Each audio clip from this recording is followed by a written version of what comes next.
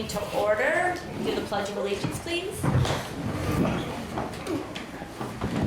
Pledge allegiance to the flag of the United States of America and to the republic for which it stands, one nation, under God, indivisible, with liberty and justice for all. And a moment of silence.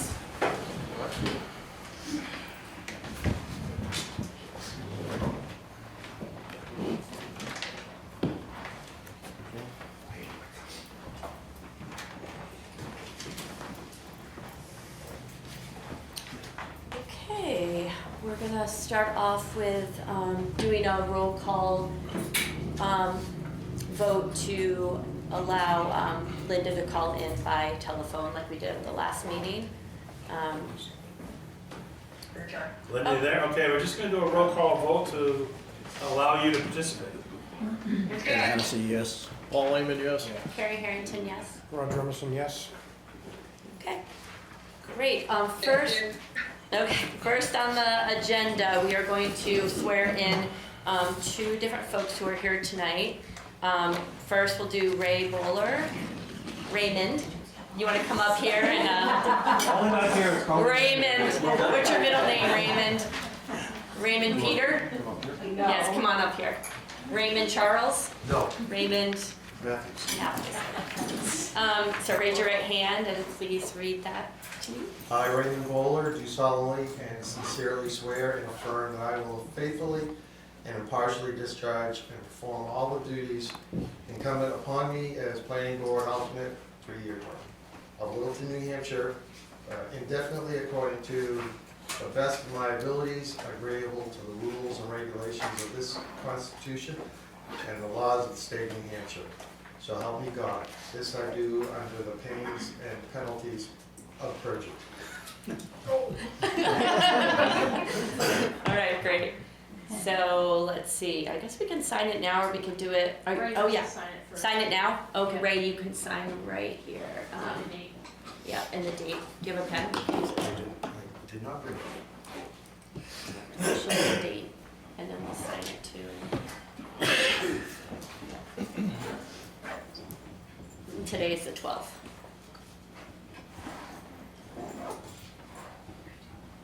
The rest of us will sign these and keep them in the office. Yeah, you gotta sign up underneath Ray, because you're the one that's sworn in. Oh, okay.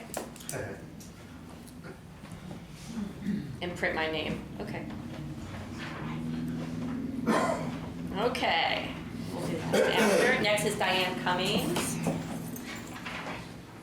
Budget committee. Okay.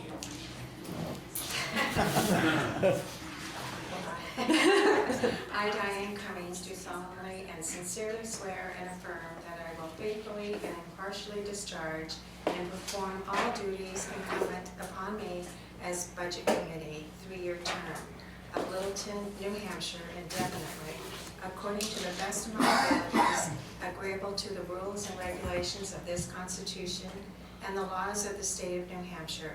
So help me God, this I do under the pains and penalties of perjury. Okay, great. Congratulations. Here's your pen if you want to sign the date. I think we have spaces for. Okay, which one? Oh, you're Right the here. top and then the date. Okay. Yeah.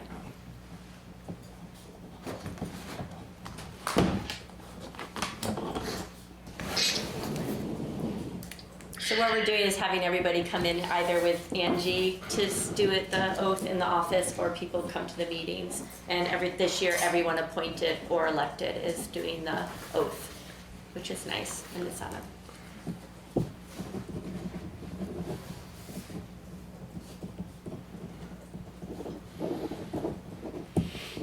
Okay, there's that one. I'll want to sign. All right, congratulations, you two. Thank you. I have a question. Yes. So, I was appointed last year, so it should that still be 3-year term or 2-year term? I think it's we're 4-year. catching up, but it's not 3 years from this date, that's all I'm Did saying. it have an end date? Like, I think the position that you, Your expiration is on there. Oh, okay, When you were right. originally appointed. but it's what on your, there. yeah, what your position was when you started. Thank you. So playing catch up. Okay, grab those. All right, so we'll start the public hearing portion of the meeting. So open the first public hearing at 5:05. And Police Department establish fine schedule for ordinances. And I'll invite Chief Smith to come up and share that with us. So, last November, the board passed the fine schedule. Hasn't changed, there's no change to the fine schedule. But what the deputy chief did was he neglected to have a public hearing so that you could put that fine schedule in chapter 20, which is your penalty section of the town ordinance.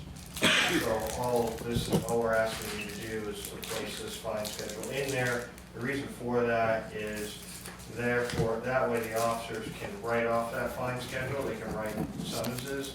And the second part of that, because otherwise the fines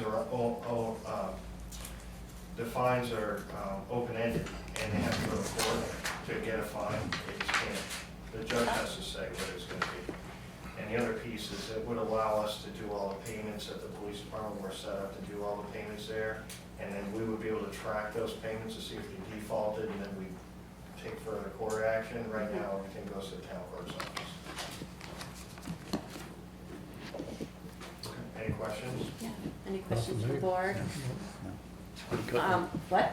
Nope, I said it's pretty cut and dry. Yeah. Any questions or comments from anyone in the audience? It seems to me this is going to make it easier too to not have so many folks in the town clerk office and stop some of the communication back and forth if you can That's just correct. control the. Yes, ma'am. All right. I do think, I think chapter 20 was always intended to do this. Yeah. For whatever reason, it's kind of populated with the fines, so this action now will implement chapter 20. All right. No further questions. I will entertain a motion to. Oh, we close the, Oh shoot! Forgot it was a public hearing. We have to close the public hearing. Close the public hearing at 5:07. Mickey. And now I'll take a motion to. I'll make the motion that we accept the ordinance as written. Okay, Linda, second. Anyone? Second. Ed, second. And roll call. Ed Hennessy, yes. Paul Lehman, yes. Carrie Harrington, yes. Roger Emerson, yes. Linda McNeil, yes. Okay, great. The next one, we're gonna keep Chief Smith up here because it's also his. The next public hearing, which will open at 5:07, is, do you wanna do these as together or you wanna do the first one and the second one as two So it separate? depends on which one you're doing first. I was gonna do the traffic regulation section 7, or would you rather the other? Let's do that first. Okay, so this one is amendment to chapter 1, traffic regulation, section 7, 7B, police department, so. Go ahead, Chief Smith. So, I think I provided you all the material concerning chapter 7, which is well written, but it neglects, so basically if somebody has left their vehicle in a municipal parking lot, or one that we maintain, we can have that vehicle towed, and we can fine the operator of that vehicle if it's uninspected. But the ordinance doesn't state if it's unregistered. We can't fine that individual as well as have the vehicle towed. State statute gives us the authority to do that, but I would like the ordinance to be in compliance with state statute, so they read the same in there, there's no confusion there. So what we're asking is that that specific portion of the ordinance state that any vehicle, any uninspected, unregistered, or inoperable motor vehicle or unattached trailer parked in the town of Littleton municipal parking lot, owned, contracted, or leased in excess of 10 days, or any vehicle that has been unregistered in excess of 30 days shall be considered abandoned. The violation shall result in a fine no less than $100. The vehicle or trailer is subject to towing, and the last owner of record of said motor vehicle shall be subject to fines and penalties as outlined in RSA 262:40C, and that's abandoned motor vehicle penalty. Okay. So if you tow one, where's it going? To your Goes impound? to, no, we won't impound it. It will go to the tow company, we have several on rotation, we'll go to their yard. Person wants to go pick up their vehicle, they gotta pay for the tow and The storage. storage and everything, and then they gotta come see us first, pay the fine, and take care of that. If they don't, then typically those towing companies will, after I think 90 days or 100 days, they will start the process with the state to get a title on that vehicle, and then they will either sell or demo the vehicle. Other questions or comments from the board? That's the towing company, not the police department. Not me. Yeah. They're not in that business. How many unregistered cars are you seeing in the We'll get parking lots? We'll get 4 or 5 a year. Okay. And it also depends on, the problem with the registrations, those temporary plates, the red on whites, we can't run those. We can't run them through our dispatch center. They're not in the system. So it's very hard, especially when they're there, and let's say it says 120 of their 30 days, so let's say 120 of 25. 30 days from that it would expire, and now we're into June or May and it's still sitting on the car. We don't know who it belongs to, so we want to take action and get that towed and out of there. Yeah. Okay. Any questions or comments from anyone in the audience? Yes, Mary? Meredith, thanks, Chief Smith. Is there a ticket beforehand, like a warning, or is it your first offense? It's you have to pay the tow and the ticket. I guess it depends on the circumstances with the individual. We do have appeal processes with the ordinance.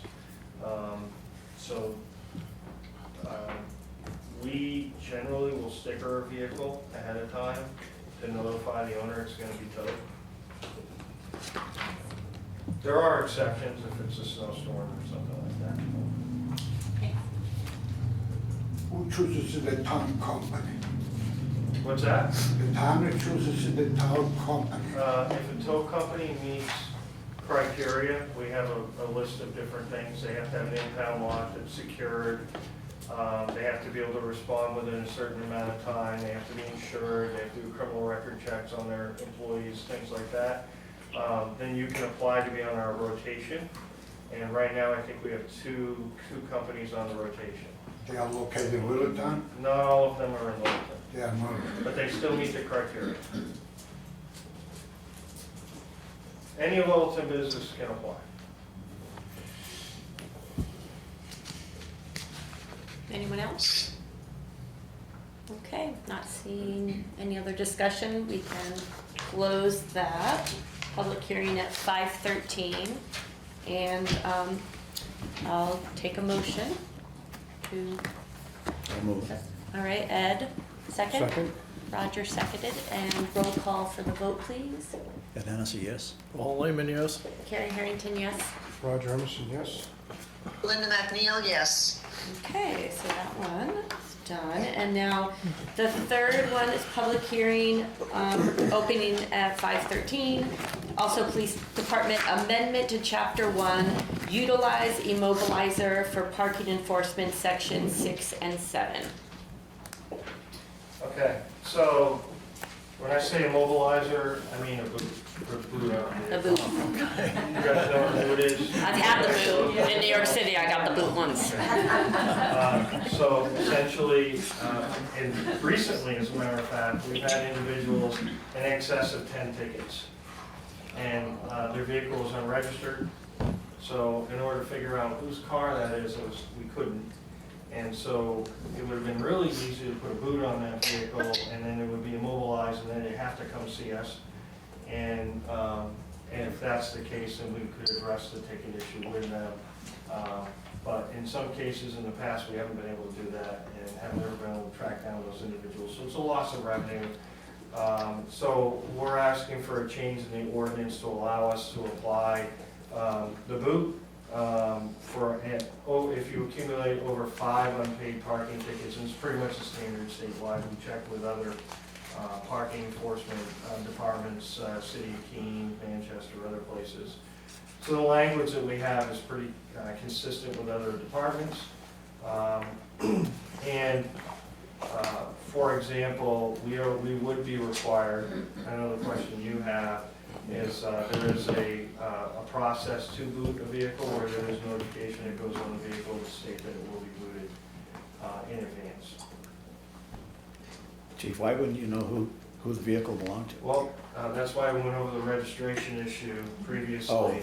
Because if it's a 30-day registration got it. on there, a temporary vehicle, a temporary tag sometimes, or the registration's expired, or the plates are illegal, we may not know who the vehicle goes to. So the boot would come in handy to be able to mobilize the vehicle, and then we can figure out what's going on with the unpaid parking tickets. Does that happen very often? It does. Do we already own a boot in town? Technically, yes, only because I could get it at a wicked good deal, but I had 30 days to send it back, so I ordered it for free. I can send it back, but I could get it really cheap now. If you guys say no, we can send it back, no harm, no foul. I wanted to save us some money, and I wanted it to, so it wouldn't cost more money. Who established this ordinance? What's that? Who established this ordinance that you just read through all of that? You want to answer? I mean, State? the Board of Selectmen Just not updates this the ordinance. iteration of it, but one board of selectmen did it at one point, but not This ordinance is Chapter 1, traffic Chapter 1. regulations. older. So this section is added to traffic regulations. So so we have a whole section that controls traffic Yeah, I got and that. parking. Yeah. Okay, the traffic regulation, it comes from the, from Concord, and then they change, no? No, this is a municipal ordinance. Municipal, Yeah. the municipal word. We have like 26 of them, or 27? 26. The Board of Selectmen have the authority to regulate traffic in the town of Littleton, in addition to the state, under state statute. And so they can create some of their own fines and fees for such as parking. The state doesn't want anything to do with parking, and this is part of that. They have the authority under state statute to update the traffic ordinance to give me the authority to put the boot on. Why this thing was not applied, I've been up here 25 years, why was it not applied 20 years ago, 15 years ago? Didn't need it. We weren't as busy then. We didn't have the same parking issues. And thank God, quite honestly, we do have parking issues. That means our community is thriving. If we didn't, that would be problematic for us, but we do have to regulate parking. I wish we had more parking, to be quite honest with you, and I wish we had more free parking, but we don't. So, and this is a result of growth. That's not like that, I'm sorry, to keep asking you a question. No, here. I'm sorry, if I really go a little bit, that doesn't mean, little time by do all these changes. I mean, what is that, a socialist, communist town now? It's a socialism that you guys control everything? Actually, sometimes the ordinances are put on the This is ballot social. for, oh, I was This gonna is answer social. you.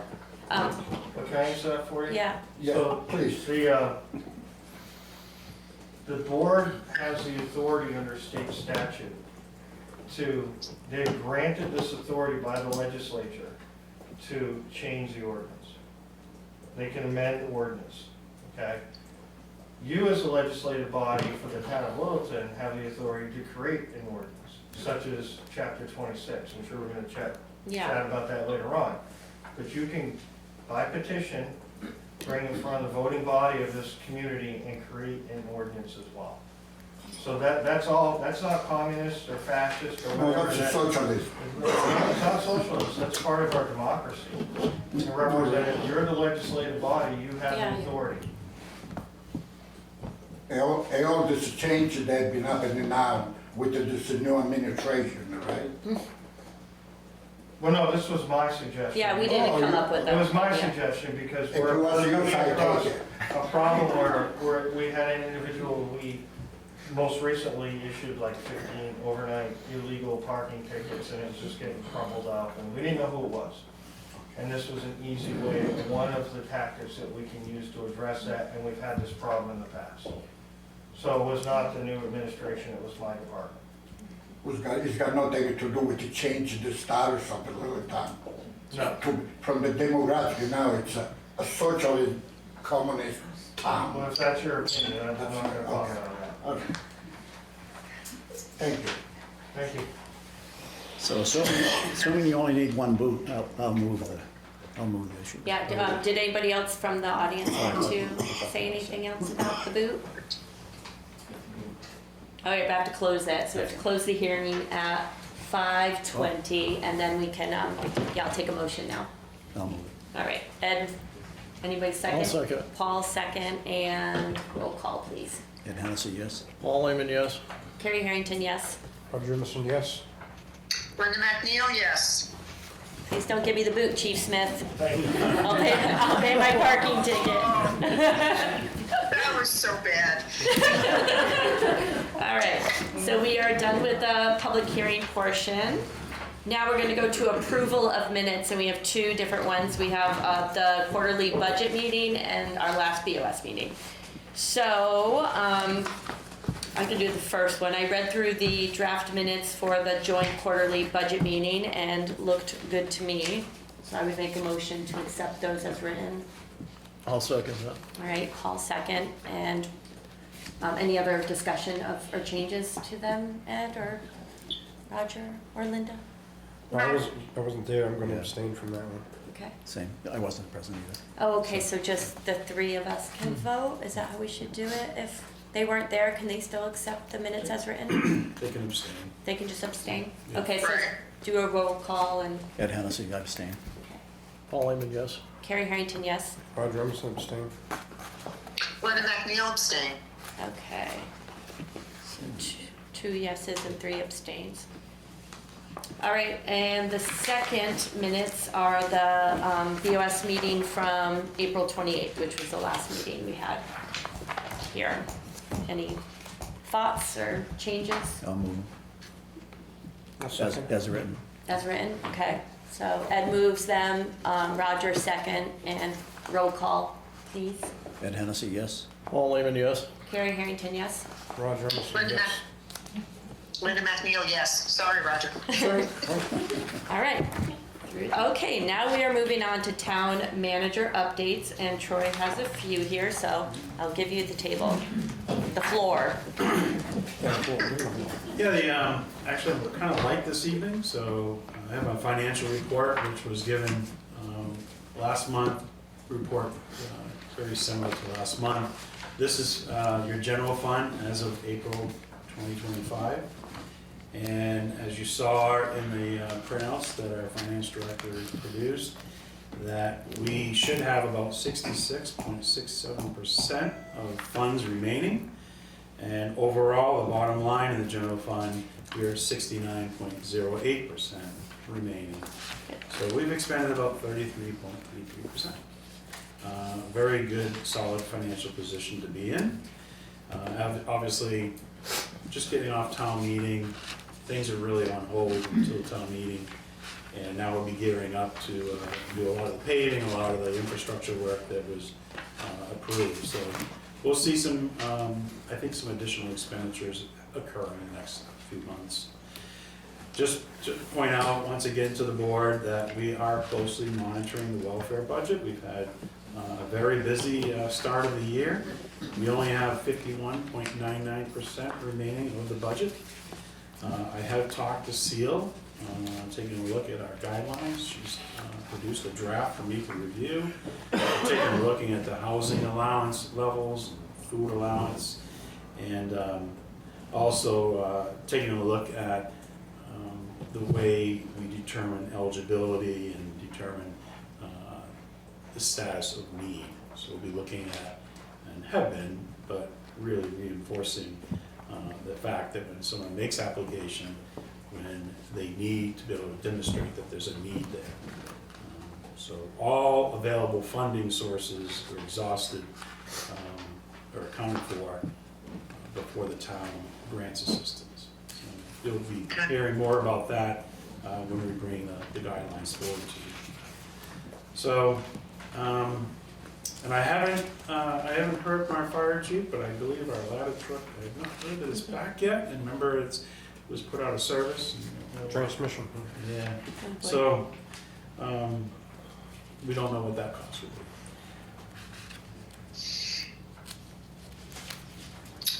Rory, do you have a percentage that we're under budget? Or 69, you said? 60, Instead we're- of 63%. Yeah, we're, like, right now, we're 69% unspent, so under budget, I guess you could say. Yeah. We've expended 33% of the budget. Okay, all right.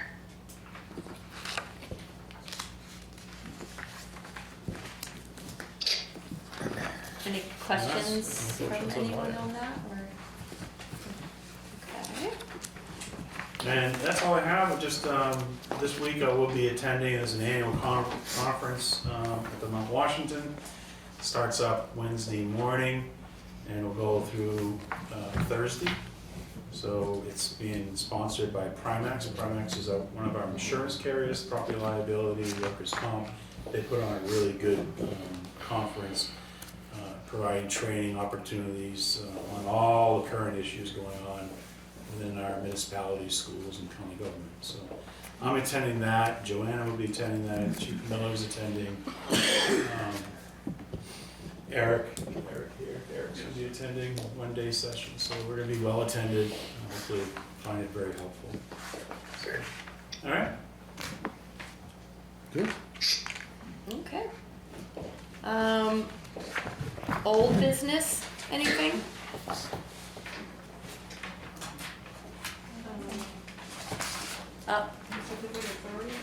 What? New business. Say it again? Oh, no, new business. Did you have something during old business, Bruce, or is it for public comment, or? I don't know how to interpret what you're saying, that's the answer to it.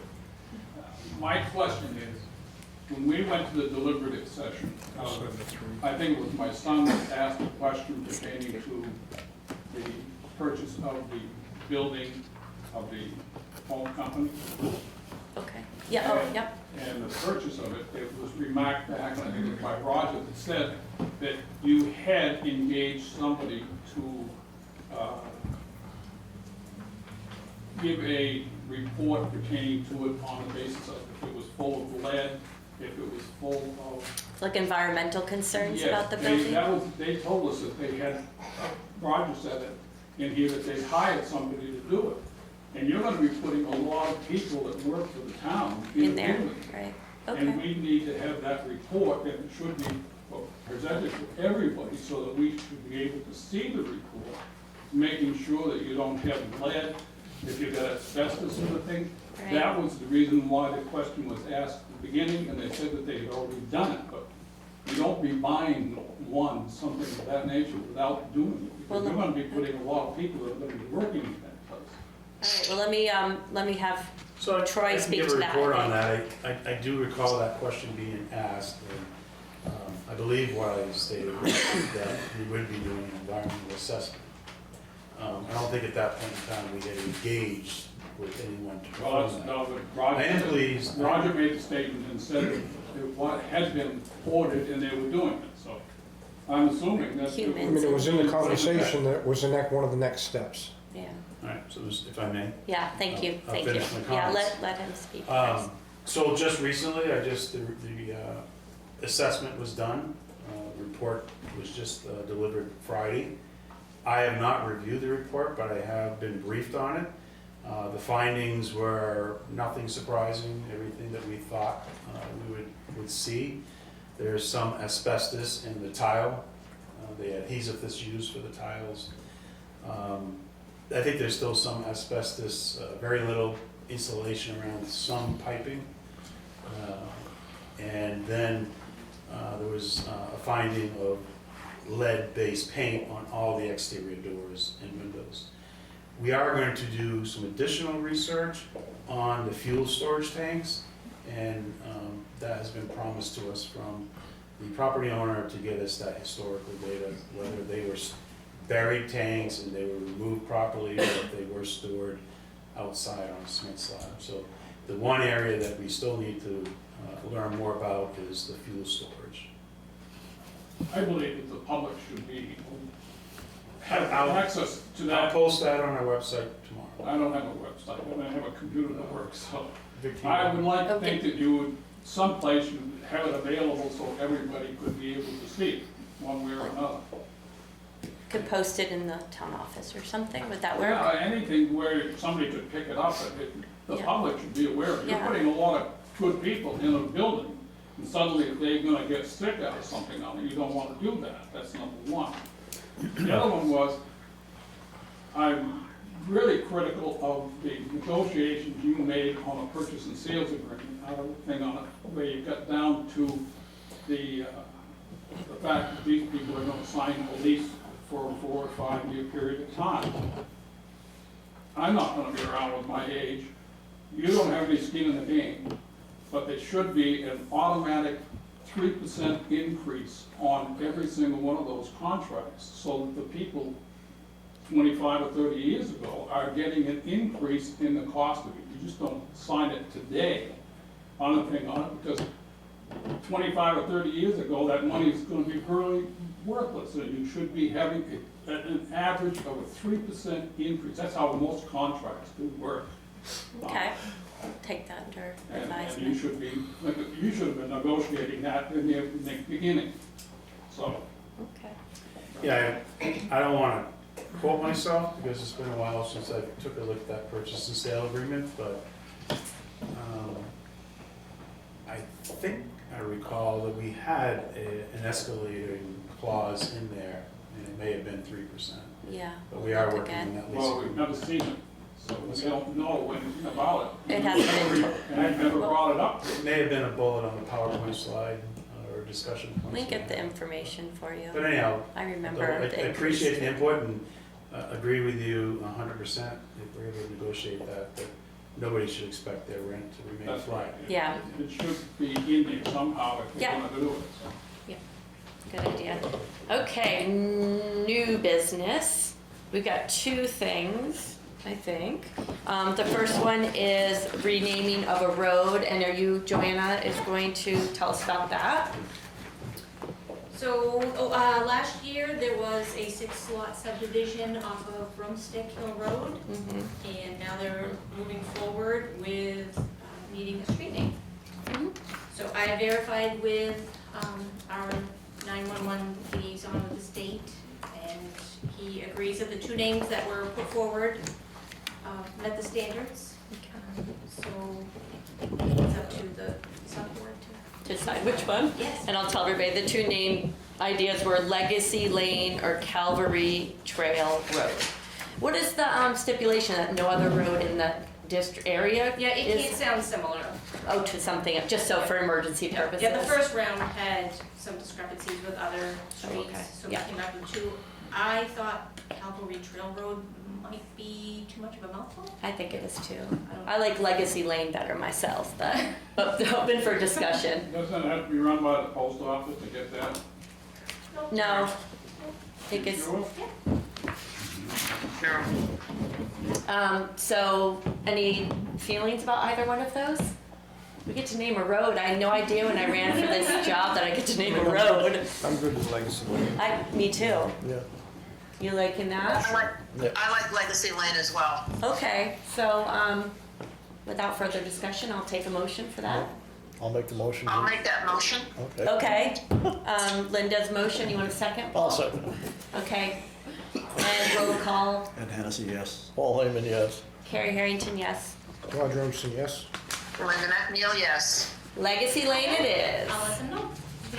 I actually like that name, it's the. I do too. Yeah, alliteration, yeah. The next one is Public Works, and it's about Granite Senior Living and their sewer line agreement. And Eric will take the stage. Yeah, sure, We'll go after. Go back to Go it. back, I didn't realize, I thought it was under business, those two things. Go ahead, Eric, sorry. So, in July of last year, at a Board of Selectmen meeting, there was a vote taken, it was 3-0 to require a 6-inch force main like Granite State. That was kind of under future expansion. I think what we need to do is we need to have a vote and approve the 4-inch that was originally approved, and move on from there. Basically, it's a private line. We've got work to do that we need to do prior to, if we're gonna talk about expansion.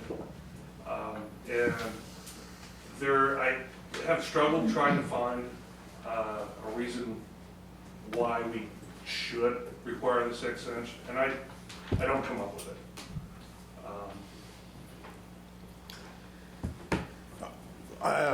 I didn't realize it was gonna be so much to have somebody else tap into this line. Right. The part that bothers me about it still is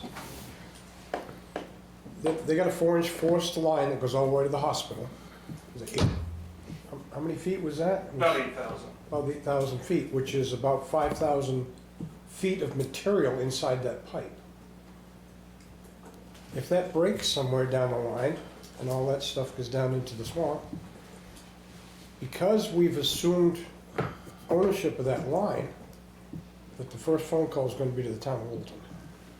But So I've reached out to the engineering company that is hired by Granite State. Did some research. This project started before I came on. Yeah, I understand. So I've gone through emails, and I believe, and I'm gonna find out definitely, but I believe because of a grant, that's the reason the town needed to take ownership of this line, in order for them to, I believe it was a 50-50 match versus benefit grant. So if the town does not have to take ownership of this line, something that I had mentioned previously, we treat it like a private line, then that doesn't become an issue for us. Which is fine if we don't have to take Yeah. ownership. If we do have to take ownership, that's where the utility agreement needs to be. pretty ironclad. We talked about it in our work session too, Derek, I right? thought if that line was in the state right away, It is. we had to take ownership. That they don't give it to private businesses. Oh, now they're changing their I mind. did some digging. Okay? I did some Oh, digging. Because I found out that there has been. oh, Nothing's definite, that'd be good. but it's looking like they can apply to the state, from what I've read, and they can have their line in the state's right away. Would that make you, well, I know that solves that for you, and I understand that issue if something broke or there's a major environmental spill with sewage, like, are we in trouble? Does that feel good to, like, how does that work for you? Does that, like, having it privately owned, would that be better? Absolutely. Yeah, okay. So they've been told, or that's the next step, is to ask them to try to apply to have it be. So I've reached out, I wanna make Okay. sure that the facts are 100% correct. Yeah. And then move on from there. Are they being Is this relied public? upon? Yeah, well, we'll Absolutely. take your input, Oh, because well, that's what you definitely, do. yeah, we'll definitely. That we have to work out. Have we not been preaching that our sewer plant won't take any more sewerage to this point right now? You can. And we're gonna stick a It 6-inch won't, force main into it? it won't take septic that hasn't been treated. We can treat what our current flow is. They're gonna be under the pre-treatment standards because of the size of the flow that they're gonna be putting out there. They fall under a big discharger, basically. So, with the upgrades to the brickyard, we will be able to handle their flow, but they're not coming online, and we're gonna have work done before it. Yeah, They do. so if you are to take this line over, there really needs to be a gravity line going the other way, so every landowner on that road should be able to tie into that line, because you can't tie into the pump line. We've talked about that. So if you're gonna do that, I mean, everybody down through there between the hospital and there really should have the option to be able to tap that gravity line. So the problem is the pump station is on private land that's gonna pump this stuff. I'm just saying, if you take over the line. If we take Really over the have to- line, yeah, we'd You have have to. to have something there for every other landowner. But that's only a portion of it, taking over the line. So now you gotta make a deal with the people that pump, to pump our sewage. You know what I'm saying? There's just a lot of pieces to that puzzle. Everybody there now has their own private septic. They just have Yeah, their own. yeah, everybody has a septic system, but the town has an ordinance that if you're 100 feet from the sewer line, you gotta hook onto it. But we talked about maybe being able to have. Yes, you can prove a hardship. Right, we Yes. said maybe there could be something where that area wouldn't have Up to. through there, I can probably I know. find you a hardship. After, They're gonna find a hardship putting in that pump line. yeah, maybe. All right, Courtney, I think has a comment? I just have a clarifying question, because I want to understand what was just said. So the pump is on private land, is it a municipal pump, or is it a third-party owned pump? Third party, it's Third actually- party. So the wastewater that's gonna be exiting this facility will be directed to a pump station. And from that point, it'll be pressurized and forced through this 4-inch main all the way up to the town's pump station. Okay. They're gonna be performing some upgrades to that pump station. The wastewater and everything from that point forward would be town responsibility. Anything prior to the town's pump station, the hospital pump station, will be this development's responsibility. We're hoping, with more research, that it will all be privately owned. Obviously, then, their responsibility for maintenance. And the bond, remember the bond? Yeah.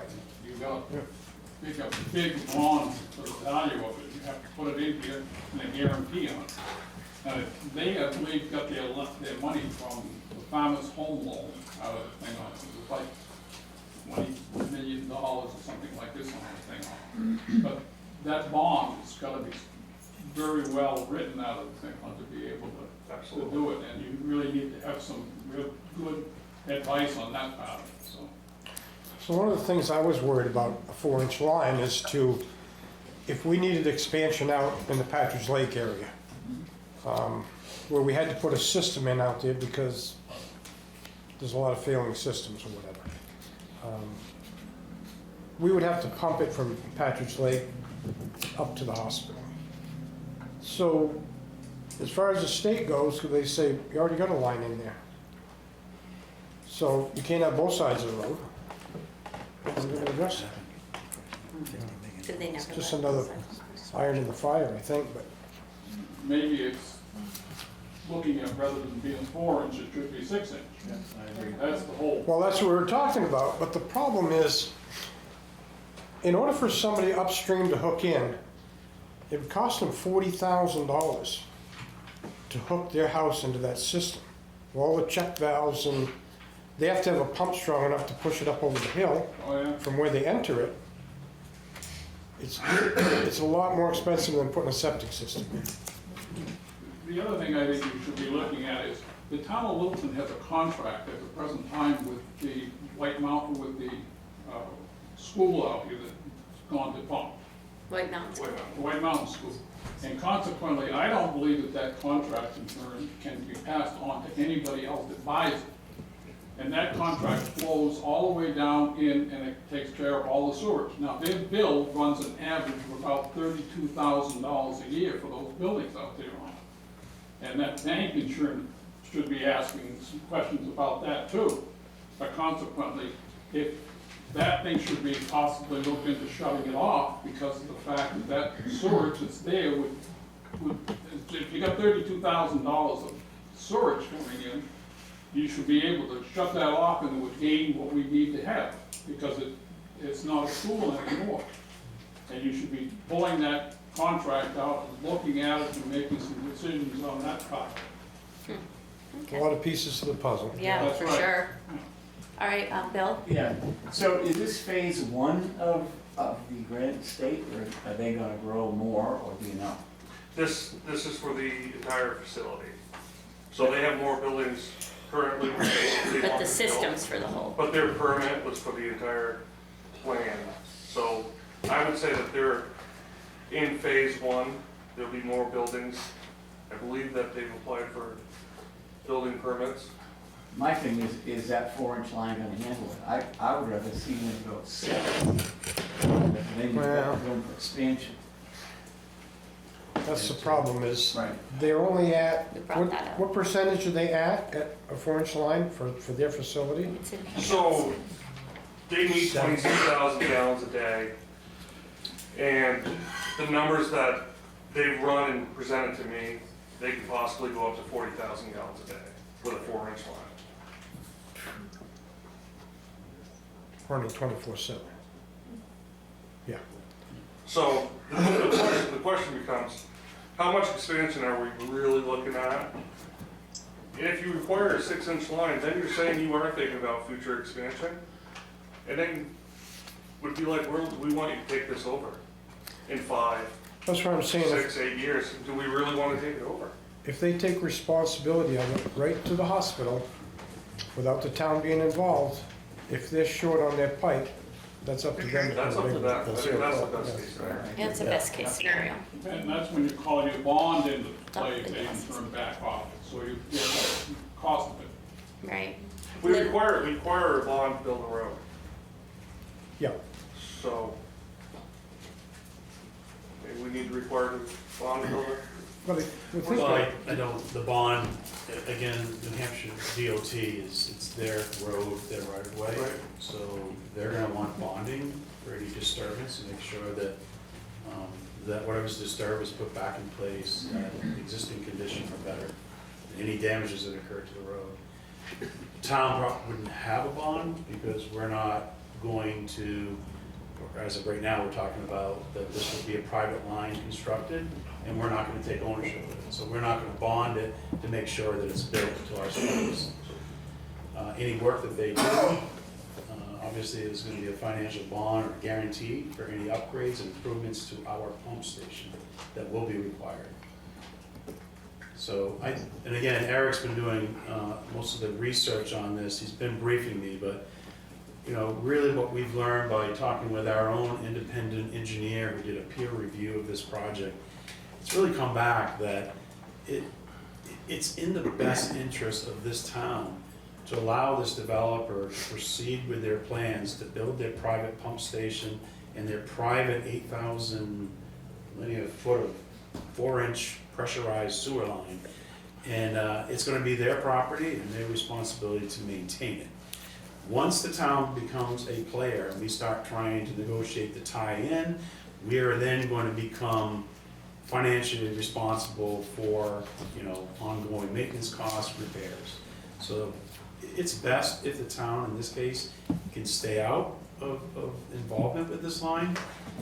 If it was designed to be your typical sewer line, that would be pumped to certain stations and, you know, had some gravity feed or just had different substations, then it might be something the town would be interested in. But this one is a directional bore, and it's gonna be going in all kinds of different directions, up and down to sideways. And there's, for our third-party review, you know, there's some concerns about, this could be an expensive line to maintain for its life expectancy. That could be on them.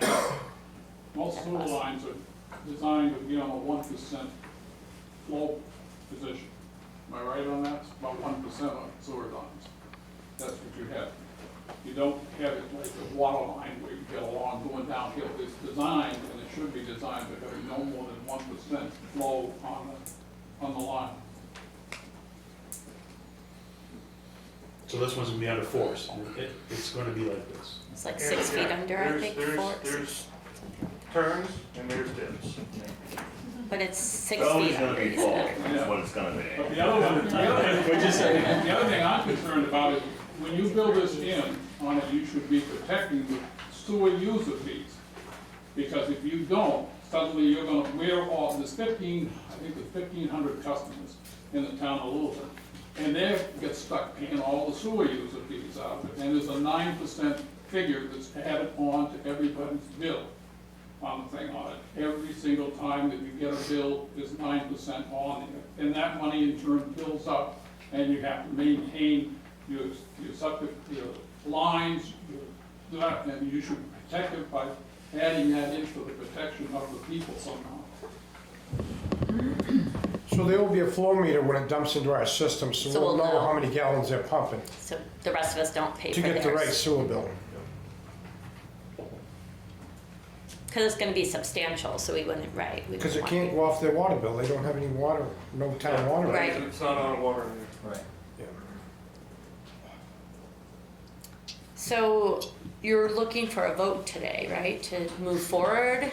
Or you wanted to wait now to find out if they are gonna be able to have it themselves? I think there's just too many questions to require them to put in a 6-inch line. Yeah, And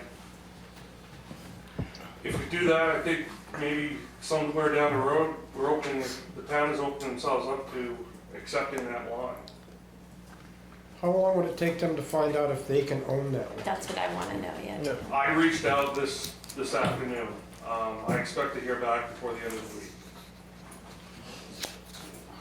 Can we table this till the next meeting, or have a special meeting if they're, A I know they're in a work hurry to get going. They wanna go, they're ready to build now, you said, but we need to Build? know if they're, Well, or get It's the, built. I reached out last summer to get all the players in the same room. Okay. So, you know, the effort has been on our part to keep this progressing forward in a timely manner. But, you know, I think what we need to do is just make sure that, you know, when the decision is made, it's the absolute right decision. Yep. And, you know, my opinion is that we don't take ownership of the line, we treat it like Yeah. a private connection.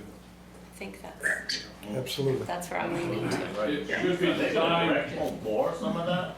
All of it. All of it. it should be designed for what is called it sucks the water out of the plant. That's, we had to do that when we put the one in for the industrial part. That we stopped the river up there, and we dug it underneath, and that in turn is an inverted siphon. And it should be designed for the concept of an inverted siphon. There's a number of them. The Water and Light Department has one. Out there is the notch out of the thing on it, is an inverted siphon that takes the one that water out of the Saco River, going down through there. It works, so the inverted siphon works like this.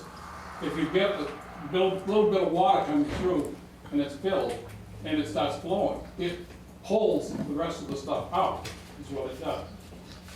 So it pulls that. That's what an inverted siphon is, and it should be designed for that purpose. So this design is already made and approved by the state. Yeah, It's already been That doesn't mean approved. it's right. No, but that's what I'm saying. If we don't have our name on it, we're good. yeah. So we're gonna- If you're gonna be down the future, somebody ought to be in the room and talking about an inverted siphon on this thing and a bond and all that other stuff on it. For the protection of the people. Still looking into it. What's that? We're still looking into it, trying to find the right Yeah, that's answers. fine. So we're tabling this, Okay. right? Motion Correct? to table? Motion to table, I guess I should I'll have make just that. made it like, we're tabling. Yeah. Yeah, motion to table, Roger, second. Second. All right, Ed, and Oh, Ed Hennessy, yes. Paul Lehman, yes. Carrie Harrington, yes. Roger Emerson, yes? Linda McNeil, yes. Okay, thanks, Eric. So you want to go back to the camping policy? Yeah, we'll go back to, let's do the certificate of authority, And then we'll do Board of and Selectmen. then we'll do camping policy. Go, which one do you want to do first? We'll go back to town manager updates. I didn't realize there's two items in there. The first one is certificate. Oh, we missed that one too. Okay, Yeah. okay, great. All right, we're back with town manager updates because we missed two. First one is certificate of authority, and you're gonna speak on that, Troy?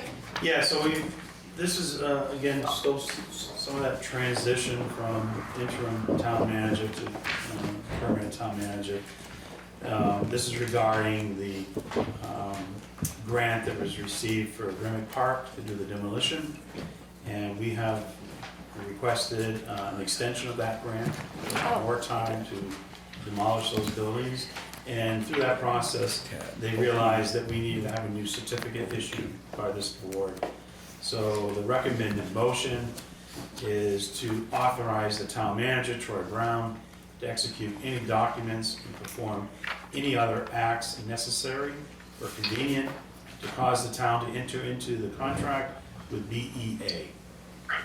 And it will send a certificate of authority to the state, and that will place me as an authoritative figure to be able to sign any and all documents. Is this been approved, or you're going for the approval to get the extension, or you've got the extension? We have the package submitted, and Good. we need this certificate Good. on record before it goes to governor. I hope it gets, It sounds like it. good, okay. Great. So, yeah, any questions or comments about that? They take it down the green building for sure, right? The one next to the ball Yeah, field there. we're looking at the green building and the snack shack, Okay, the utility building up there, bathroom. coming down. Yeah. All right. So I just need that motion I read, just need it. Yep, I'll move that. Second. I'll second. Oh, Linda, you can have that one. Sorry, Paul. All right, and we'll do roll call. Ed Hennessy, yes. Paul Lehman, yes. We'll be back Thursday, so I'll be in the next meeting, no problem. Great. Carrie Harrington, yes. Roger Emerson, yes. Linda McNeil, yes. All right. And then the last one is camping policy next step, which is Troy as well. You got one. I didn't get one. I got one. So my intent was to place this on the agenda this evening for general discussion, really have the board. You've had time now to take a look at the draft policy. We heard a lot of public comment. I know you've all received some individual comments as well. And I think it's been a good process. There's, many directions the board could take on this subject matter,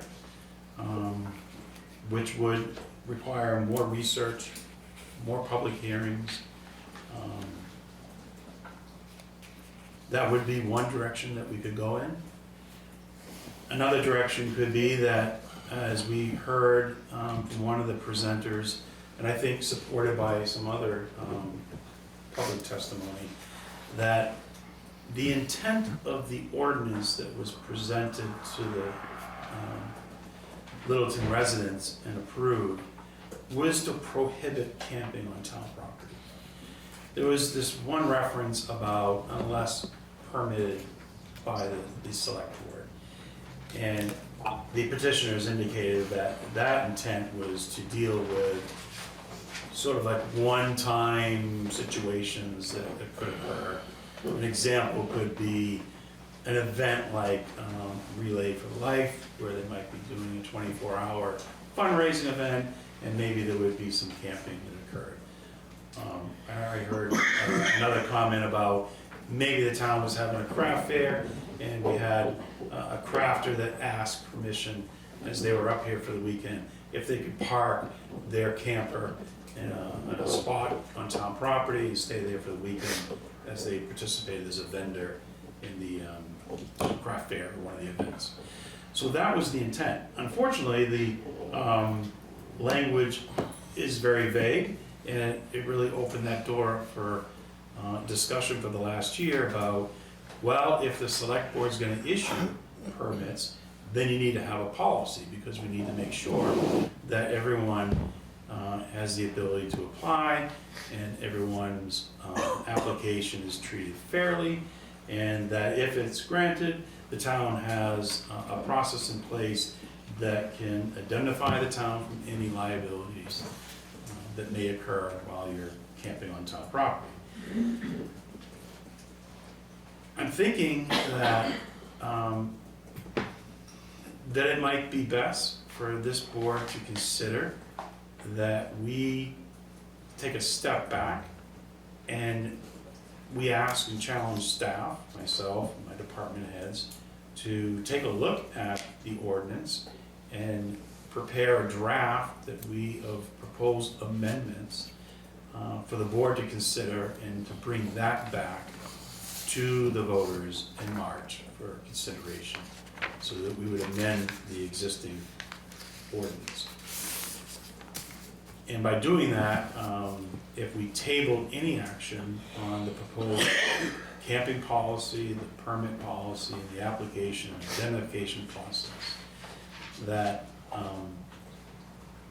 would table any action on issuing permits until we've come up with a revised ordinance, and that we could present to the voters for consideration next March 2026. The voters might come back with another one too. And they may. I think that if the select board is working on revisions, then we would definitely, before we brought anything forward for final vote, we would have a series of public input, so that, you know, the version that is finalized and presented would at least have been vetted through a public process. Now, the outcome of that, I don't know if everyone's gonna agree with it, but that's my recommendation moving forward. And what it does do, Chief Smith and I were concerned about by tabling this action, working on a review of the existing ordinance, what does that do for enforcement of the ordinance that's on the books today? We have an ordinance that's been passed by the residents of this town that clearly states no camping on town property. It also says in here that the police department is supposed to enforce it. So, legal counsel confirmed today that they felt that if we table action, that our police department could enforce anyone that's camping on town property without a permit. And I don't want to speak your interpretation. They'd be in violation of municipal ordinance as well as state statute for criminal trespass. So misdemeanor. Gives us more authority. But if they come in the next day and ask for permission, if they come in and We bring don't have in that policy in something to, place. We don't have. we don't have a policy because Right. it's tabled. And therefore, there is no way for anyone to actually receive a permit. There would be no permits being issued. And we would revert back to the ordinance, which is very clear that you cannot camp on town property without a permit. so legally you can do half of the ordinance, not the other half, like that? Well, Doesn't- we'll just make a decision not to issue any permits, so that takes care of that part of the. We're not gonna take any, so by tabling any action on the camping permit policy, the application process, and the indemnification form, by tabling that, there is essentially no way to get permission to camp on town property. So the ordinance will stay in effect. And then we discuss on how we would propose to amend it, staff input, legal input, and like I said, we would have public hearings. Is there a way, if this were to pass and we said no camping, and we know the unhoused or some of the people that are camping, what is the, like I've always felt that having no camping ban wouldn't be horrible if we had some other option, and we don't have another option. So will the option be that they come to the town and we'll do something else under RSA 165 instead of the Well, camping? the option of going to private enterprise and doing it where you got a campground. That's what they should be doing. If you're interfering with camping, if you're dealing with that, if they have, you've got a campground, you've got one up here in Littleton, and there's a bunch of them around the area. That's their responsibility to go through that. I kind of wanted to ask him, I just want to find out what the welfare guidelines would be too. I understand, I'll take some Yeah, questions. so but again, that's that, Would it, that's a tough situation we're dealing with at the public hearing. So camping specifically, there is opportunity for people to seek camping at campgrounds. We are up in the, we have state parks around us that people can apply for camping. And there's the ability to ask permission, from private property owners to camp on property. So there's camping, there's opportunities to camp throughout the White Mountains. There's opportunity to camp here. I believe that there's, Mr. Hadlock said there's a campground in town. Here there might be another one being built. So that opportunity still exists, just doesn't exist on town-owned property. Homeless, people that find themselves camping because they don't have a place to live, Right. that's another subject matter where the town, if you're homeless and you're in need of shelter, Right. then yes, you can come into our general assistance department and apply for assistance for temporary housing. Okay. Just because not to belabor this, but if camping is banned, then I just want to make sure that taxpayers know what an increase that will be in the budget that's already suffering, because we don't have a means to say we can't put you up. You're a private enterprise, man. That's what you should be dealing with. I'm just talking about that there's an RSA. I'm just saying that it's a pickle for the town too and for Seal, because they're supposed to, if someone calls, we are supposed to. It's a private enterprise, in turn, they have a campground out here or anywhere else. Let them do it. But They can't legally, that's what Carrie's saying, in RSA 165 is the town is legally and the It's a state state statute issue, responsible. not something we made. The state is responsible, so this is actually opening up a situation where more welfare, emergency housing welfare money will be needed because there aren't other options. And the board- It's very difficult, but I'm just saying there is this RSA that does exist, that is very difficult, because and every town struggles with it, because it says that you don't have to establish like complete residency, so it's a very tricky thing for Seal, and she works her And butt and off. she has to deal with each application on a case-by-case Right. basis, because everyone's situation is different. Some applicants actually have an income source. They could have a disability check, they could have part-time employment. Right. That all has to be factored in before we grant assistance, because they should be utilizing those resources before the town determines there's a need. There's other people that find themselves homeless because maybe they just lost a job and then they lost their apartment, but they have a job opportunity starting up in about 3 weeks, and they just need assistance to get through that short period of time as they get gainfully employed again and find an apartment. Every case is different. Yeah. Which makes it so, they call it the art of welfare administration, because you really do. I'm worried about our welfare director getting overburdened. Hi, Irene Lambert. I'm just wondering, what is the town budget for welfare assistance for the homeless or whatever? And what happens if we spend all that and we're still being told that if there are people who are unhoused, it's the town's responsibility to house them? How does that move forward? And where does this money come from? Is that part of, from our taxes, or is that federal money? Taxes. So, It's budgeted. so what happens when we use up that? Yeah. How much is it? How much is that budget? So I think for direct relief, local direct relief, here in the town of Littleton, the taxpayers raise about $100,000 a year for assistance for direct aid. There's other, I'm talking. Oh, yeah, we get some. Then you got salaries and all that, but around $100,000 for housing. And did you say And- earlier that we've used up 51% of We that? have 51% remaining. Now, I will mention that we have, one of the articles that was approved in March was that we had unexpended funds from the '24 budget, and those were placed in an expendable trust fund. That was $50,000.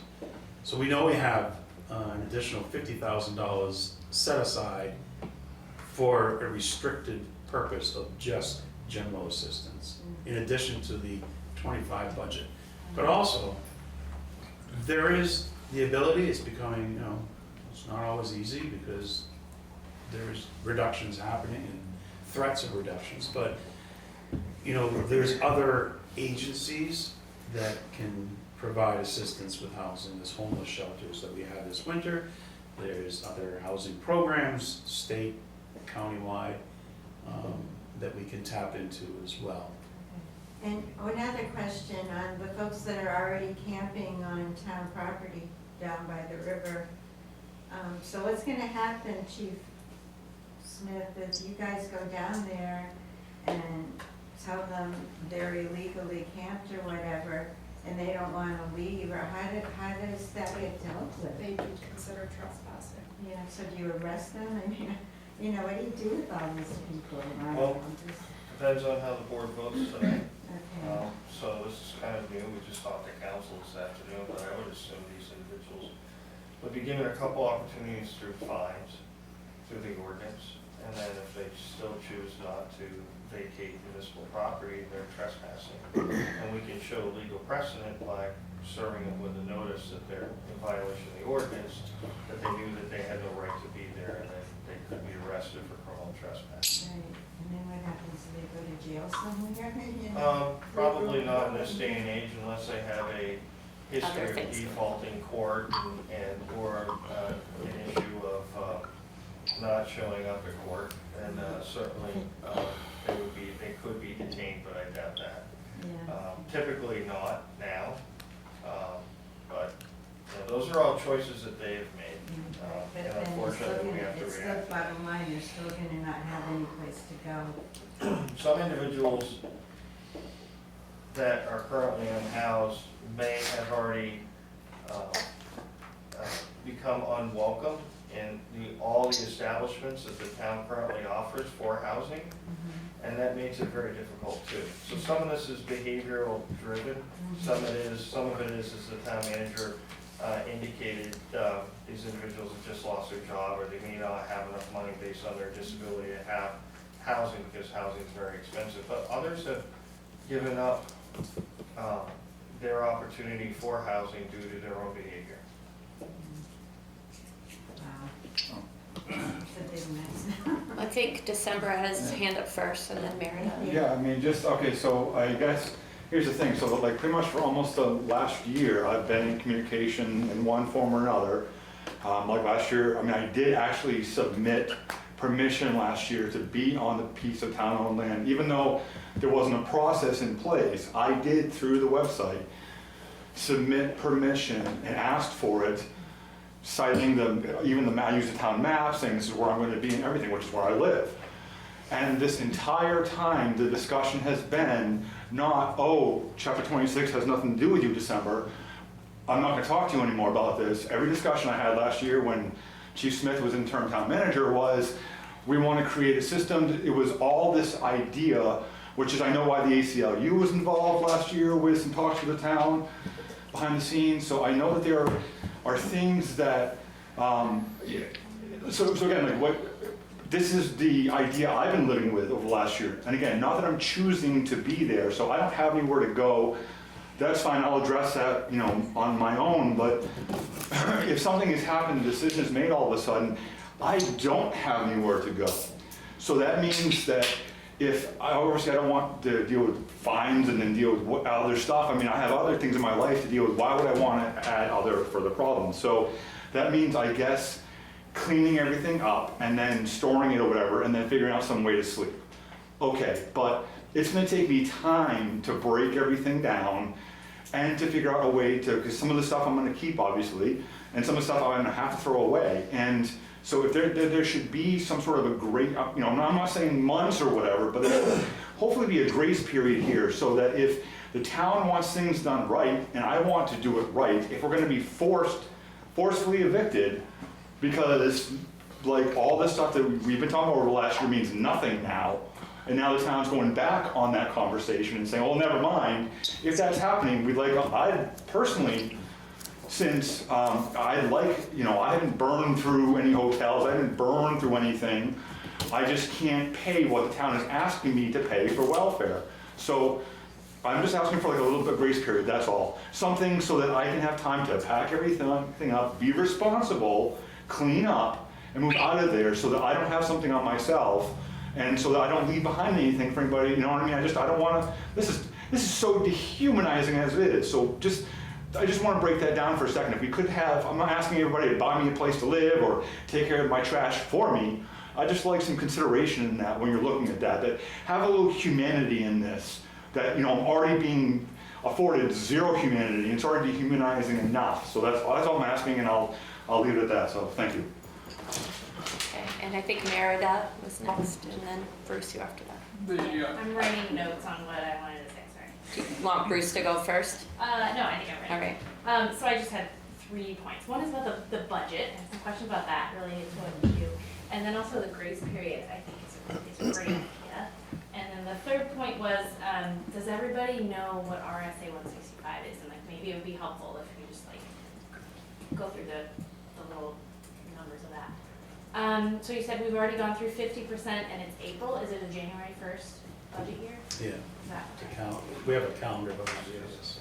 I think that is huge, and if we implement this, like if people will need more help. Like, I don't have a lot of clarity, it might be on the website, but like, I'm really curious, like, how much money are we spending? Like, what's the anticipated need that we think? Like, what happens when we run out of money? Like, we're kind of required by the state to provide services. So I feel like for the town, we could get ourselves in like a worse financial situation by actually enforcing the ordinance. Like, one of my thoughts is like, could we just kind of keep it status quo? Like, we kind of go with your idea of like in March 2026, we vote again.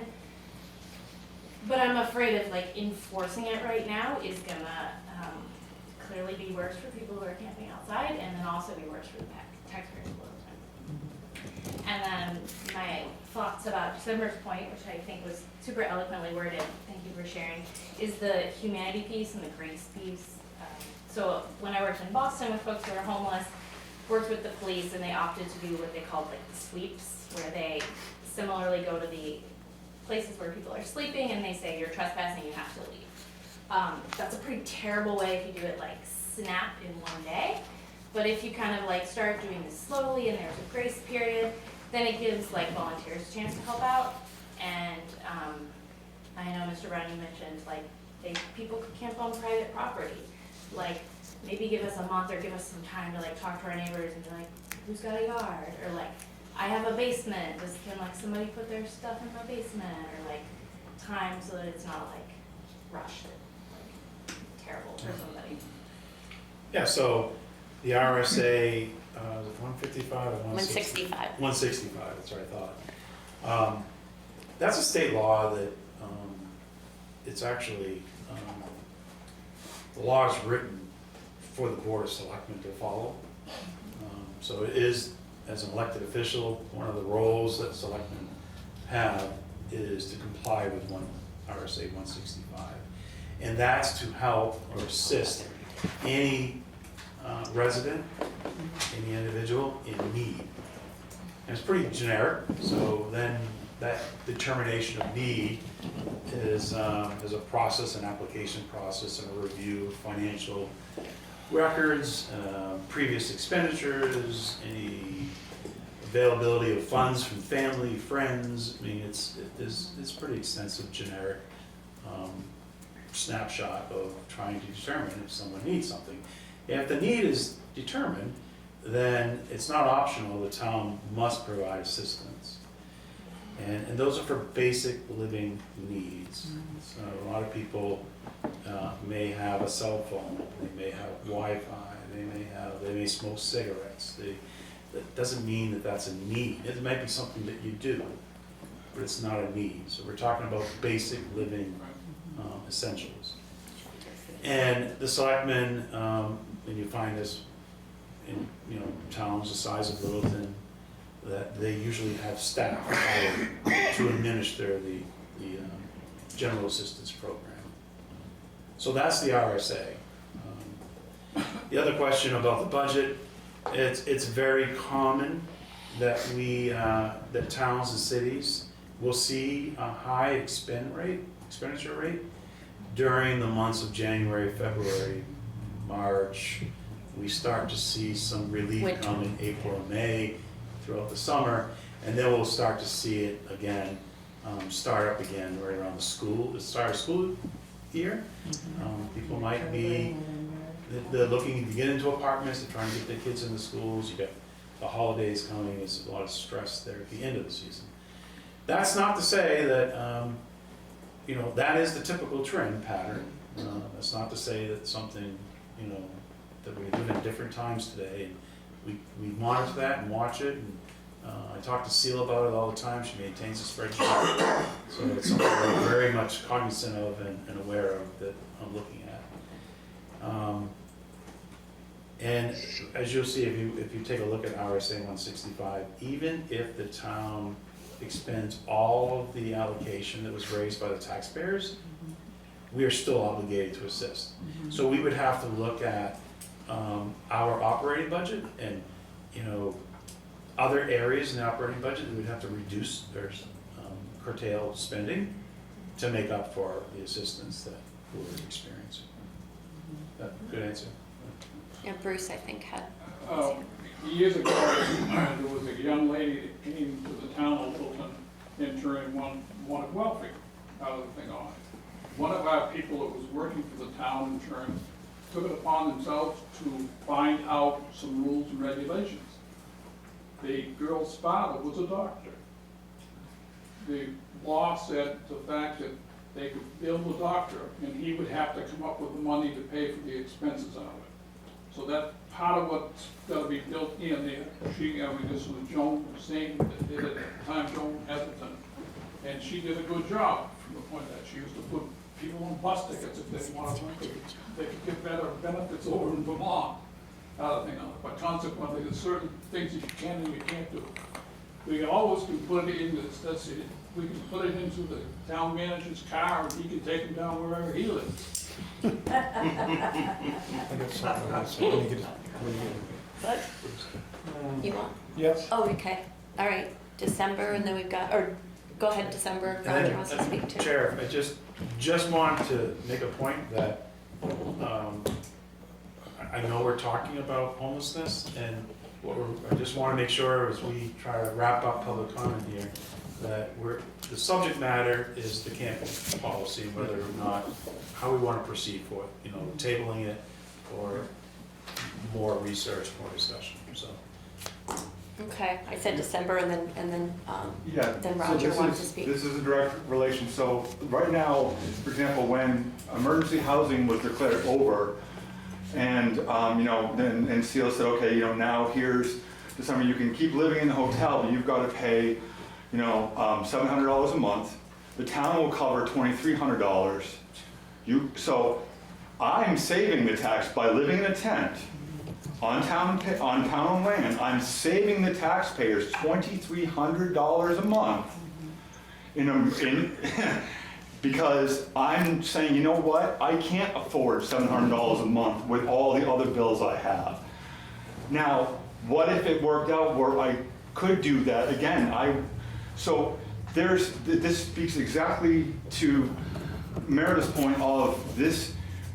Now I don't have a place to go without the camping policy. If the board decides to table it, and then enforcement happens, and then I do, let's say, you know what? I don't have the $700. I'm gonna have to like skip out on other essentials in life. Now the taxpayers of Littleton are on the hook for $2,300 a month because the only emergency housing is the hotels. So this camping policy, I know there's so many moving parts, and I understand like a lot of emotions, but the issue is if the town tables it and then enforces, and then I say, okay, well, I guess I will stay in a hotel, the taxpayer is on the hook for more money, and this is gonna cost the town more money, and it's not just me. So I'm choosing to be outdoors now in the sense that I would have to give up, like my storage unit, I'd have to give up that and give up all my belongings, but at least I'd have a place indoors. So, you know, I mean, there are things I'd have to give up, but then at least, you know, the taxpayers are paying for me to have a place to live. So, I mean, with that said, that's all. This is definitely going to create more welfare, emergency housing money to be spent. Okay, go ahead, Roger. Yeah. So I just want to encourage you all to call your state rep. There's only 2 states left in the nation that the towns take care of the welfare. New Hampshire is one of them, and it's killing us. What's the other one, Roger? Do you know? I'm not sure what the other one was. I knew it at one time, but It's killing us, it The really is. state's mandated, but there's no help from the state financially. So, call your state rep and tell them that, They need you know, we need to change just like the other 49 states have done. What was the word you said, that New Hampshire and another state, I didn't But understand? the only ones that the towns take care of the welfare. Instead of the state. Everybody else, the state takes care of the welfare. If you got a problem, you go to the state. Oh, And so it puts a burden on certain towns, like Littleton, right, we're more of a mecca, and then maybe Sugar Hill, maybe there's nobody unhoused there, maybe there is, but you know what I mean? And then the town, wherever the town where people are, is just, has to deal with that financially, and there's not very little state help. Sorry, I didn't mean to interrupt you, No, Roger. that's just the point I wanted to get across. Yeah. It's tricky in New Hampshire. I'll take two more, and then we probably should move on, I guess. So, I'm sorry, Rob, I think you were first. Yeah, so the town of Littleton is not in the campground business, was that. Now, when you say residents, certainly we want our residents to have a place to go. But if you allow camping, you're gonna call in everybody that needs a place to camp for 500 miles. Yep. So December here, if he's a resident, we need to deal with him. But if you allow this to happen, you're gonna call in people from everywhere because you allow camping on town property. We have an ordinance, it's not only that, it's a state law. You cannot camp on public property, period. That doesn't apply to municipal properties, that It applies. does, we're in the state of New Yeah, Hampshire. but that was misinterpreted to you, Ron, I'm sorry. It was updated in 2022, and I don't think it is. You have your town council look it up. I'm not disagreeing with Regardless, what though, you're saying, but that's in. if you allow it, you're gonna have people from everywhere coming here, camping anywhere they want. You know, we wanna take care of this gentleman behind us, and anybody else that's a resident. There's no doubt about it. What, I just got an idea, and I don't know if it's a good one or not. Can we, literally, I think there's 4 or 5 people living outside right now that I know of. Maybe there's more. Is there a way to, for lack of a better term, as long as they're not breaking rules and keeping it clean, they can be, but anyone new that comes we just don't give any more space to people? That sounds horrible, but can we take care of the people that are here? Can we enforce it for anyone going, is that something that's even possible, Chief Smith? The problem is, the chief and I had a lengthy conversation today with legal counsel about this. And as we try to come up with ways to be flexible and try to accommodate our residents, it all came back to that word that we all live by every day, and it's about fairness, equity, discrimination. So by granting We can't allow some and by not granting others. permits only for people because they chose to actually be violating the ordinance today, it's just gonna get you into more Messier. trouble. So it's really, it's all or nothing, and that's why we have laws. We have laws that regulate how you pick up after your dogs, how fast you can drive your cars. There's all types of regulations in this town, and in the state, and in the country.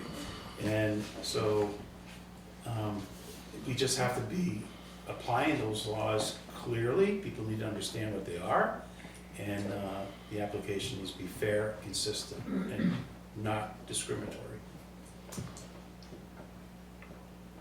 How did the town of Whittier Leave addresses this situation? You know, the town's not as proactive as this town, so they're really not even having that discussion, and I'm seeing signs of it in the town that I live in, It's and everywhere. throughout some of the other towns that I travel through. I think I said this at the last meeting, but I double checked it to make sure I was right.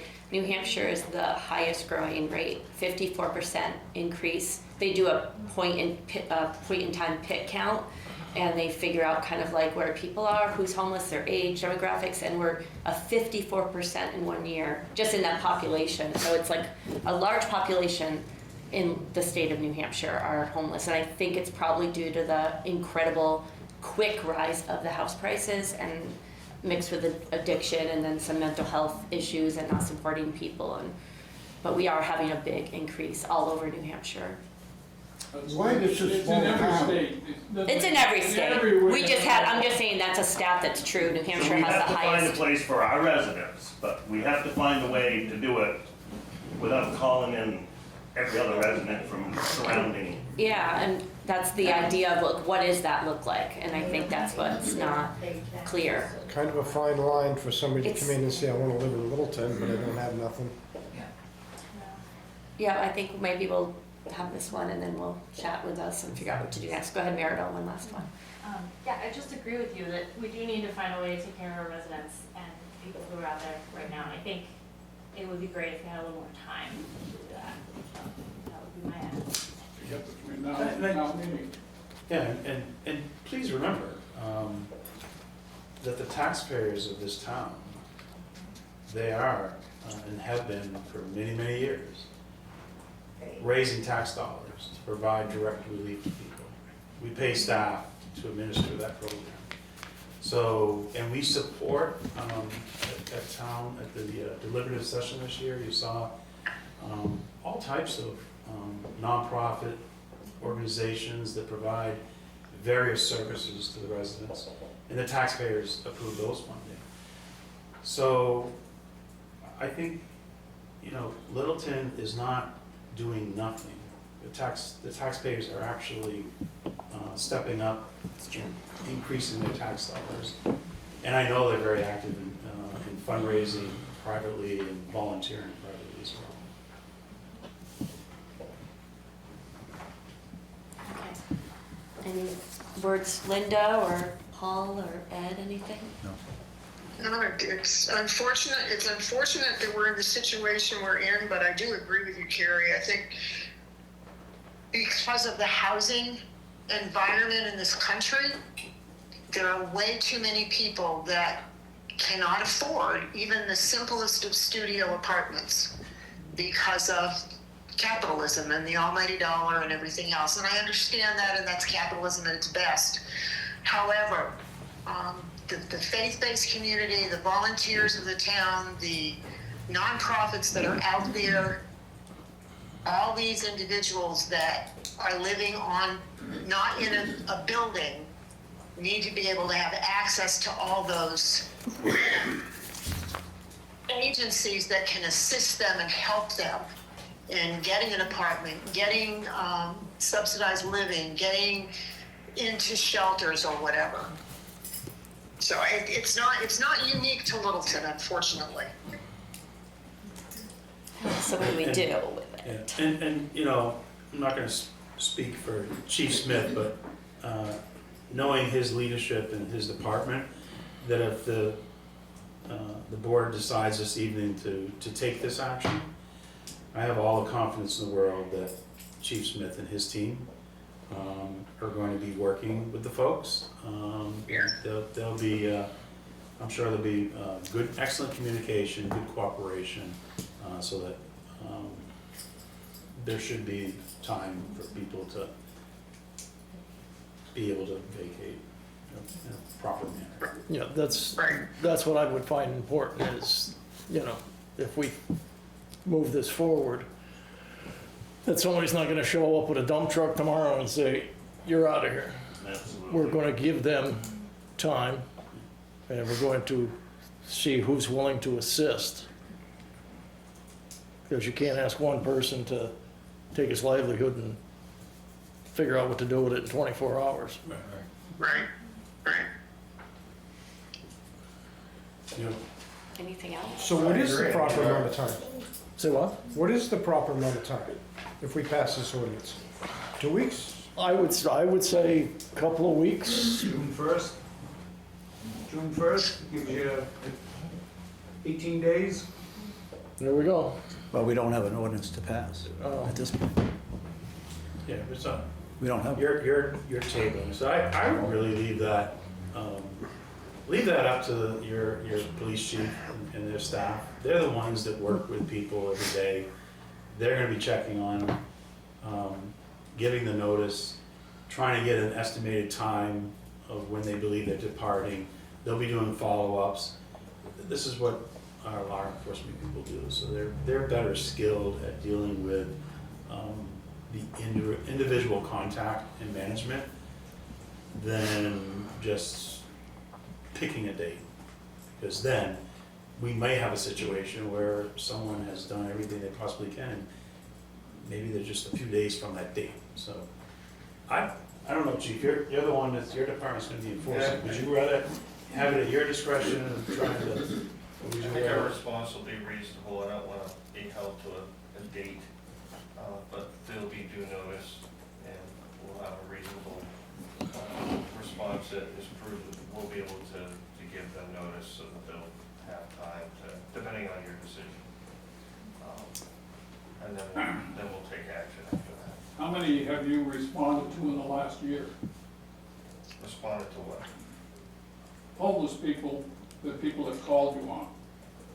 How many have the police department responded to it and done anything with it? Numerous.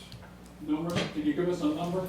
I don't have the statistics in front of me yet, but you can pull numbers at the police department. That was what I'd like to see. And you can, and then I ask that you submit a request so that they can start downloading the data, but the information's in there.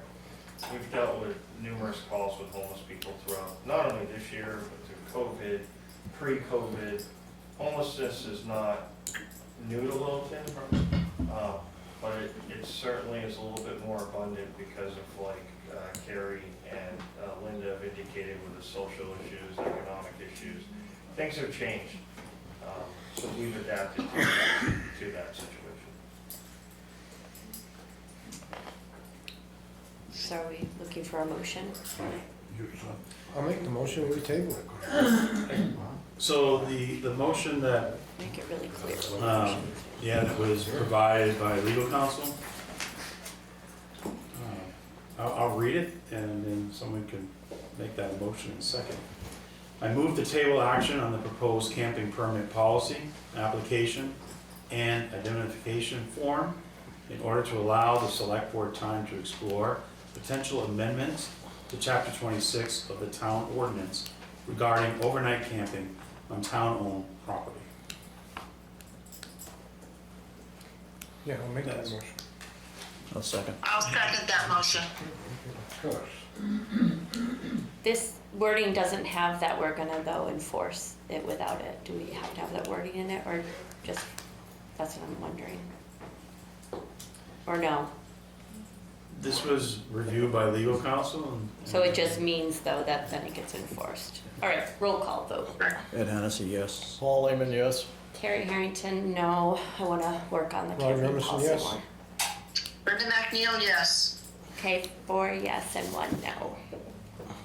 Okay. All right, so we are on Board of Selectmen topics. Anything from, Paul, you'll be more than humane about this, correct? What's that? You'll be more than humane about this. I don't think we've ever been. I know that, I'm just saying, to our residents. The person that put the ordinance in place went and helped people, went and helped the town with your family to clean up the site, right? We all live in this community, so. I do want to make a statement that, and by no way voting against that, Chief, do I think that you wouldn't deal with people in a very kind and compassionate way. I just wanted to still try to work on something because I think we could do better, but I'm also majority rules, but I wanted you to say it wasn't anything against you or your force. That's what it says. Allow more time to work on it. No, but they're still gonna enforce it. Oh, That's the part I wasn't, okay. All right, any Board of Selectmen topics? Board of Selectmen topics, then public. Any Board of Selectmen topics? Linda, do you have anything? No, I'm good. I've got one thing that, of course, the last meeting I was asking serious questions about the hazmat program. And I got the answer from the chief that no cost to the taxpayers. So I've since found out that we have a guy on the payroll that's running the truck around to different areas trying to get him to sign on the hazmat program on the town payroll. The town is insuring that. You and I are paying for it. We're putting fuel in it. And it went through the maintenance shed for an oil change. So there's a cost to the taxpayers on that hazmat program that he said there wouldn't be. I would like you to look into that and give me some numbers on what it costs us so far. Yeah, we'll look at that. I mean, I think the discussion last week was about the grant. Right, which was well Specific to the after grant, what but- was done before. And I know, you know, like at the highway garage, we work on the police cruisers and fire trucks, but we don't have any pay scale on how much to charge for an oil change. So your question is, How much money is the How much taxpayer money spent is the on the taxpayer- hazmat program? this has the regional, the conceptual, Yeah, I mean payroll, everything. which may not, I'll talk with the chief, I don't know if there's a way to really capture the exact cost. I'm just afraid it's gonna fail and drop it into our laps.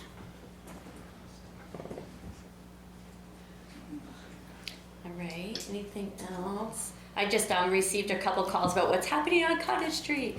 So the Littleton Water and Light's working, and then I don't know if Eric, if you want to get a quick update or somebody about what's happening, but I've gotten calls. So the sidewalk project is basically going to be happening, and the improvements to Cottage Street, which are going to be pretty great. If you want to, you want to give a little, just I've had so many calls from.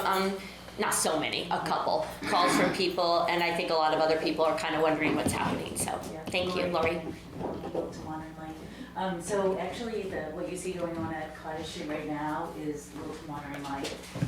So we found out a couple of weeks ago that the extent of the completion of the sidewalk program, and then we had to kind of readjust our priority schedule to get in and to get our connections fixed prior to the work being done that Eric's gonna talk about.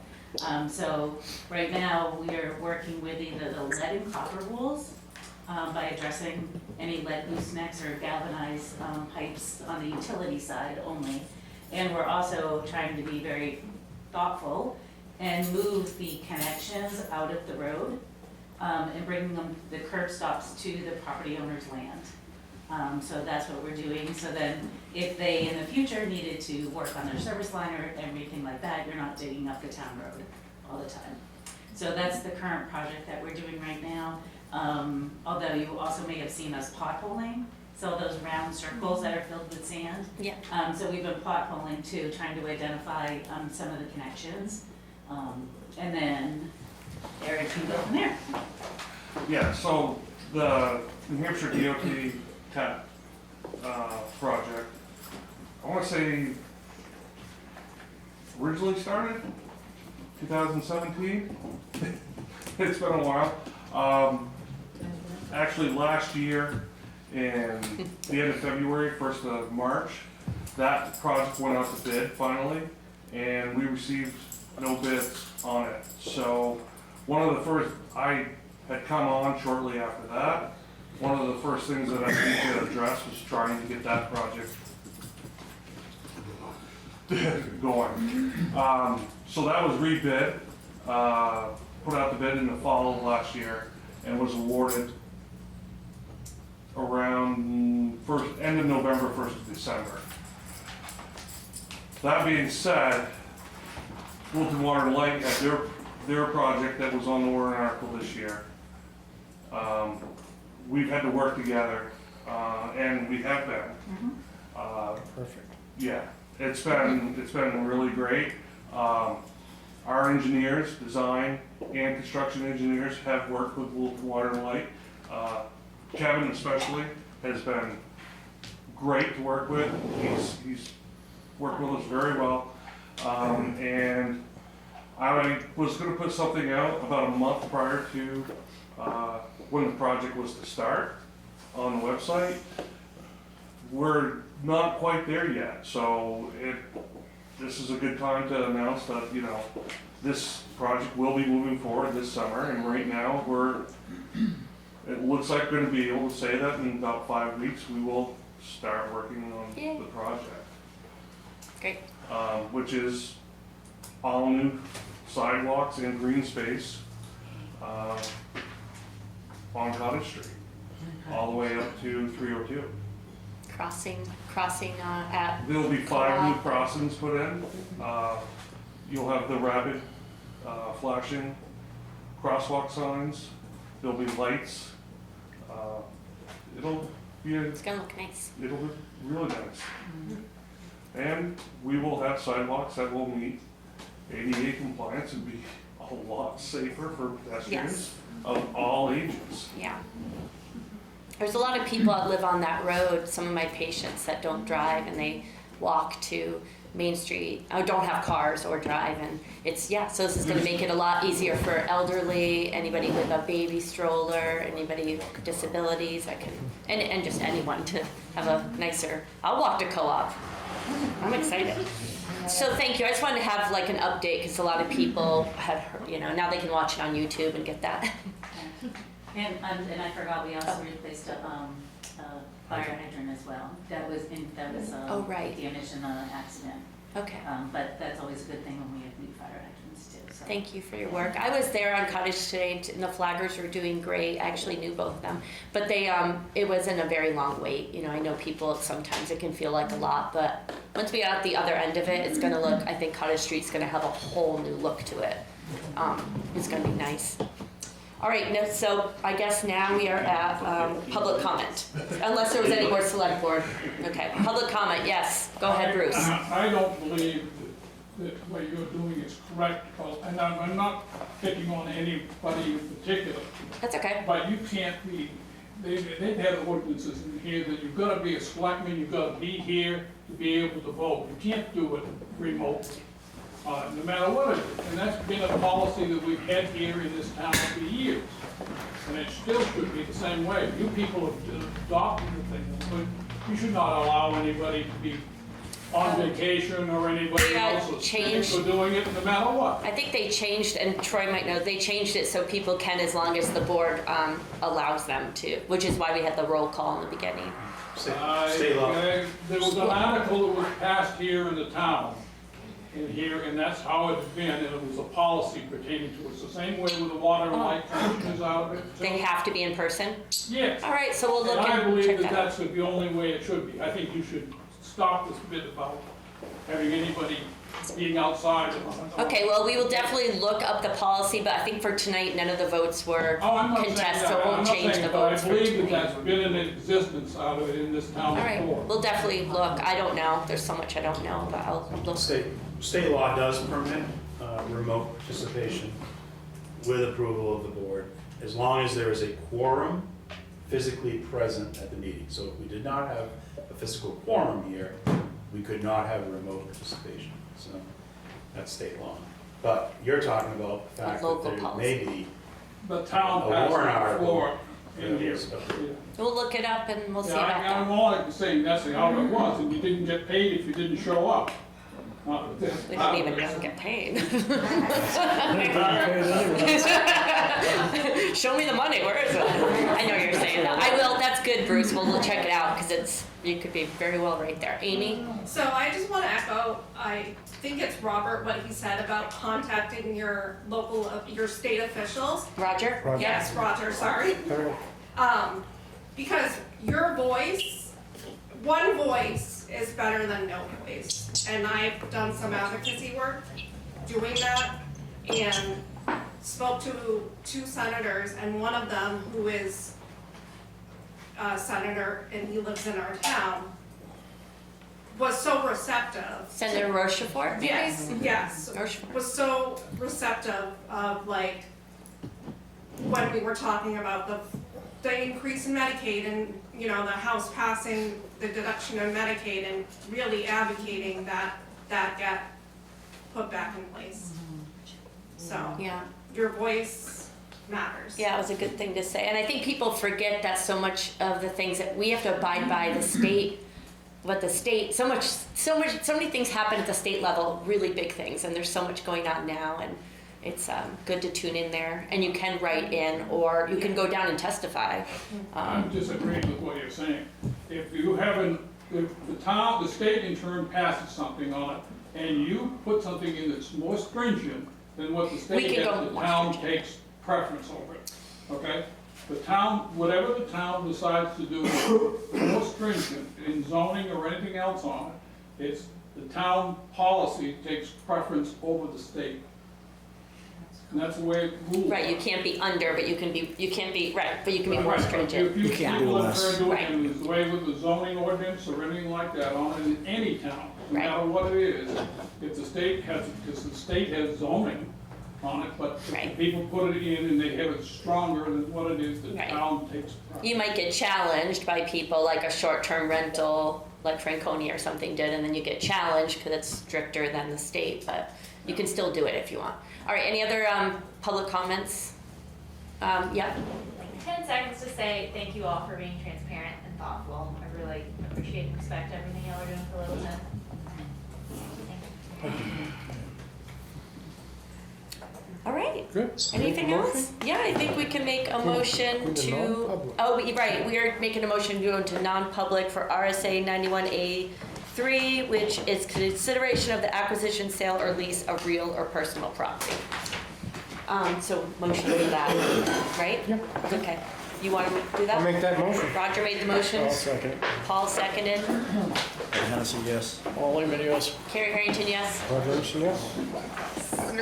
Yes. Okay. All right, thanks all. This part of the meeting's over, but we're gonna have a little non-public one. Thanks for coming.